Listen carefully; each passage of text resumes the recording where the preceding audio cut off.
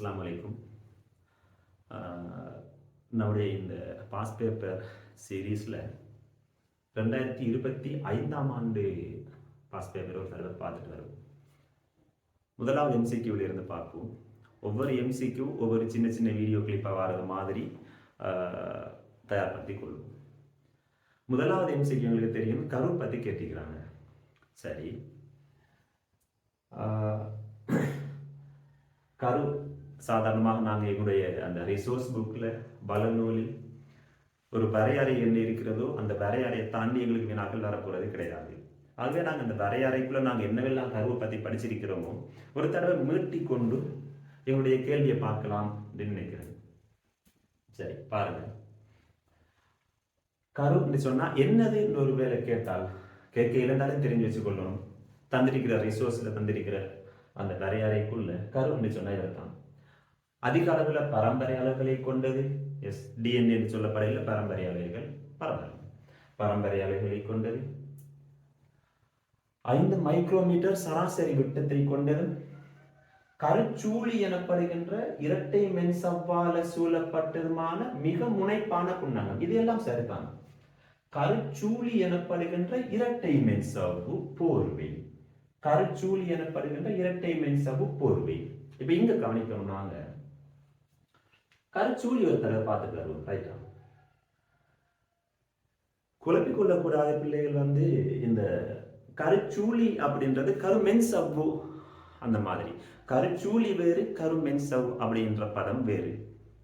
கருச்சூழி என்பது உள்மென்சவ்வு வெளிமென்சவ்வு என்று 2 மென்சவ்வால ஆன போர்வை தான் கருச்சூழி என்பது. கருமென்சவ்வுகள் 2 கொண்டிருக்கிறது கருச்சூழி. ரைட்டு. கருச்சூழியில பாத்தீங்கன்னு சொன்னால் இந்த மாதிரி கரு நுண்துளைகள் இருக்கிறது எங்களுக்கு தெரியும். கரு நுண்துளைகள் இந்த மாதிரி நுண்துளைகள்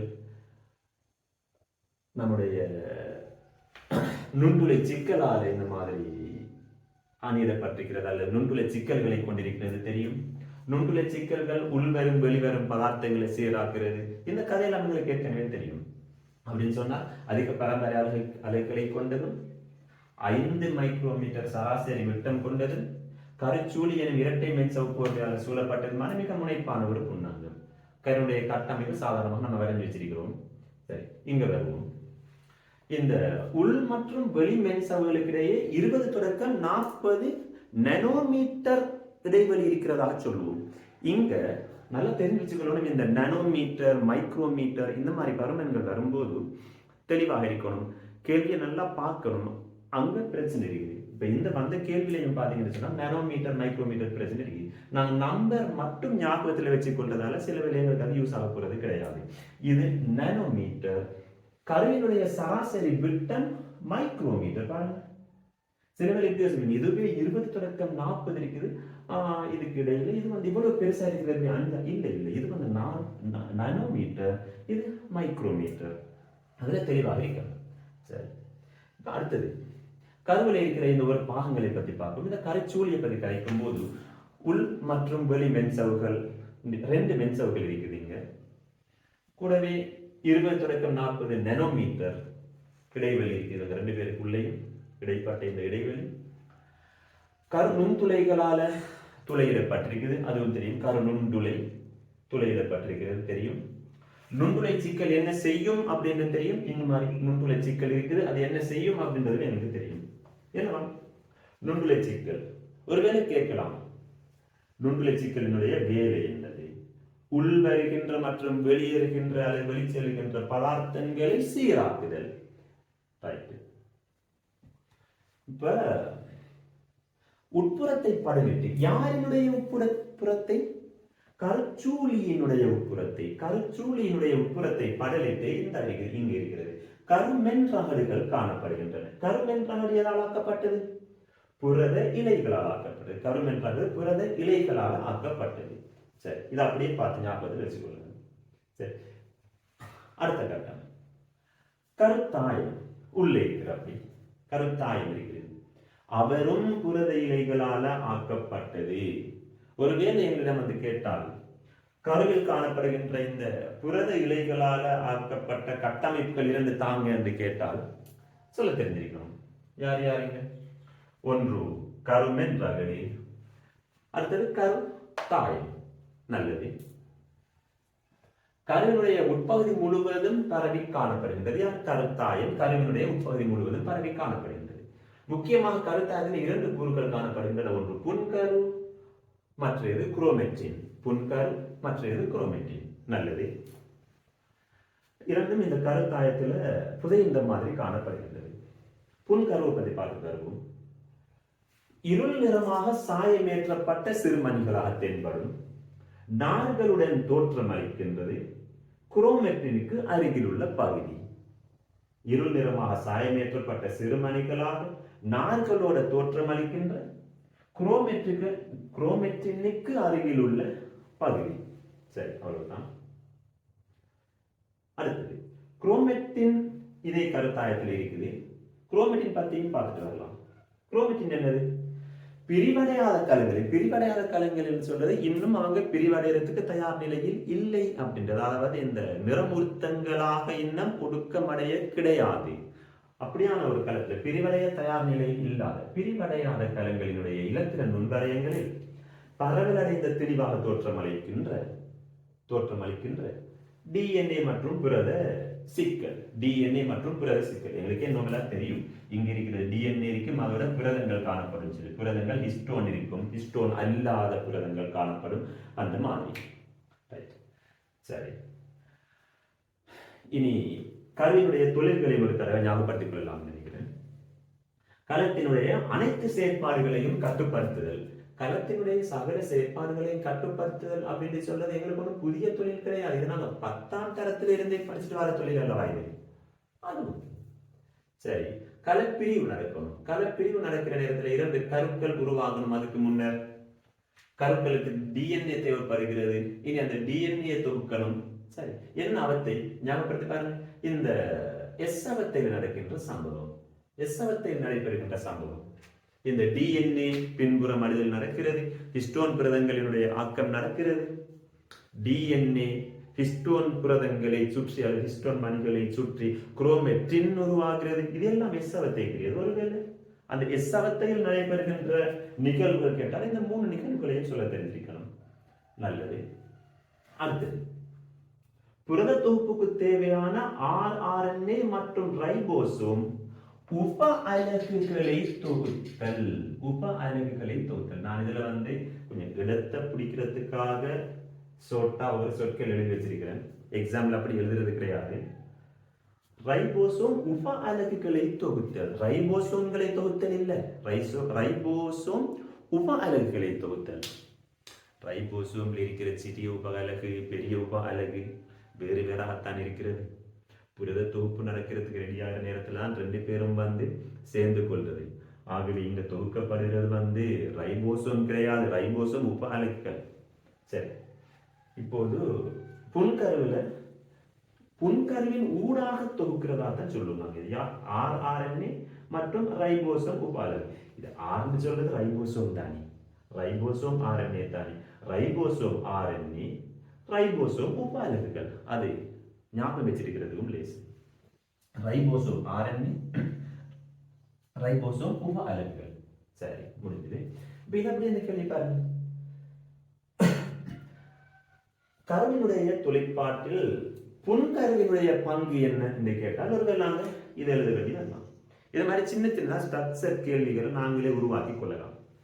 சரி, அது அப்படி இருக்க டிஎன்ஏ உள்ள தகவல்களுக்கு ஏற்ப mRNA tRNA தொகுப்பு. ஆக மொத்தத்தில் பாருங்க, எந்த RNA இருந்தாலும் தொகுக்கிறது கருதான். எந்த RNA இருந்தாலும் தொகுக்கிறது கருதான்.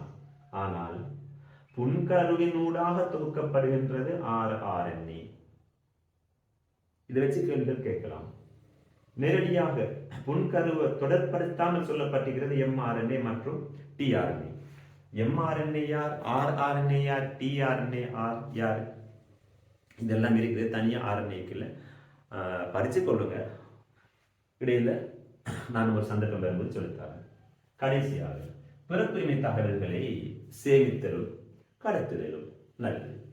இதெல்லாம் கருவினுடைய தொழில்கள்.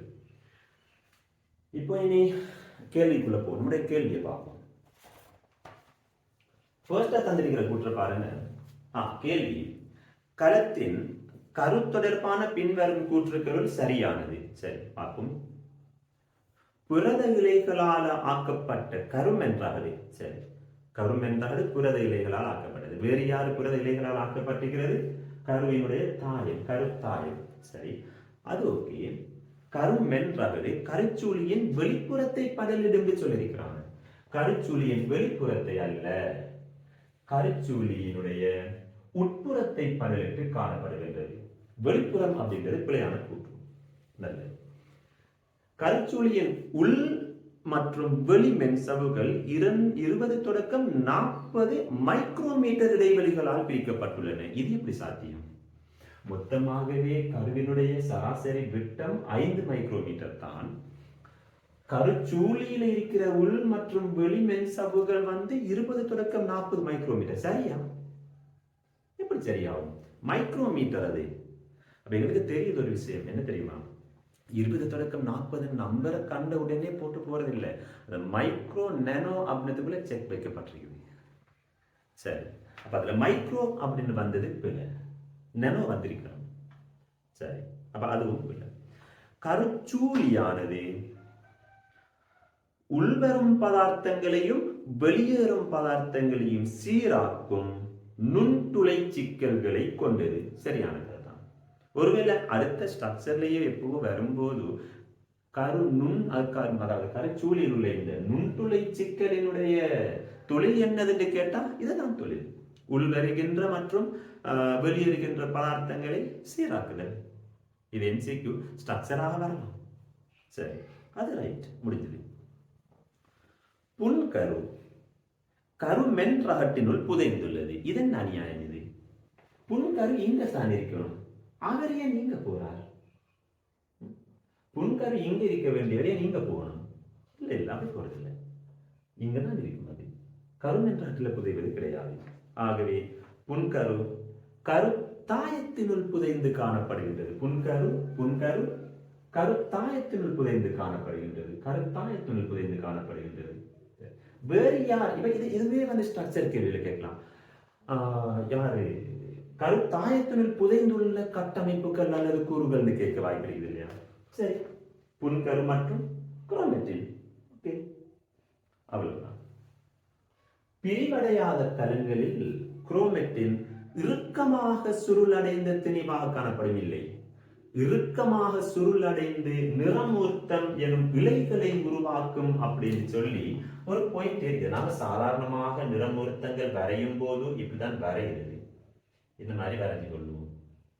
இது எங்களுடைய வசதிக்காக நாம வரைகிறதே தவிர உண்மையாகவே நிறமூர்த்தங்கள் இப்படி இருக்கிறது கிடையாது. அது இந்த மாதிரி நல்ல நீளமான இலைகள் மாதிரி தான் காணப்படுகின்றது. இந்த மாதிரி இலைகளாக இருக்கும், நீளமான இலைகளாக இருக்கும். சரி, நல்லது. பார்ப்போம். பிரிவடையாத கலங்களில் குரோமெட்டின் இறுக்கமாக சுருளடைந்த என்று சொல்லி வரும்போதே நிறமுறுத்தம் எனும் இலைகள் அப்படின்றது நாங்கள் விலைக்கு கொள்ளணும். ரைட். ஆகவே குரோமெட்டின் வந்திருந்தால் அந்த இறுக்கமாக சுருளடைந்த என்றதுக்கு பதிலாக பரவல் அடைந்த திணிவாக என்று சொல்லி ரிசோர்ஸ்ல இருக்கிறது. ஆகவே பரவல் அடைந்த திணிவாக என்று வந்திருந்தால் சரியா இருந்திருக்கும். ஆனால் இறுக்கமா சுருள் அடைந்த என்று சொல்றது பிழை. இறுக்கமா சுருள் அடைந்தால் அது குரோமெட்டின் கிடையாது, குரோமோசோம். சரி, விளங்கியிருக்குன்னு நினைக்கிறேன். நீங்க மாணவர்கள் ஒரு தடவை கருவை பாருங்க, நோட்ஸை திரும்ப பார்த்ததுக்கு பிறகு இந்த கேள்வியை பார்த்து செஞ்சு பாருங்க. எதுவும் விலங்கு இல்லைன்னு சொன்னால் மெசேஜ் போடுங்க இன்ஷா அல்லாஹ். இது தவிர மிக நீண்ட காலமாக கரு பற்றின தனி கேள்விகள் வர கிடையாது. இந்த தடவை வந்திருக்கு. ஆகவே கரு பற்றி கொஞ்சம் நோட்டாக இருக்கிறதா அர்த்தம். எம்சிக்கு ஒன்று வந்தாச்சு தானே நினைக்கிறேன். இல்லை, ஒருவேளை இது ஆரம்பம் அல்ல, சரி இது முடிவல்ல, ஆரம்பமாக கூட இருக்கலாம். கருவை நல்லாவே படித்து வச்சு கொள்வது நல்லது. எதில் தெளிவில்லாமல் எதுவும் இருந்தால் இன்ஷா அல்லாஹ் மெசேஜ் போடுங்க. அஸ்ஸலாமு அலைக்கும்.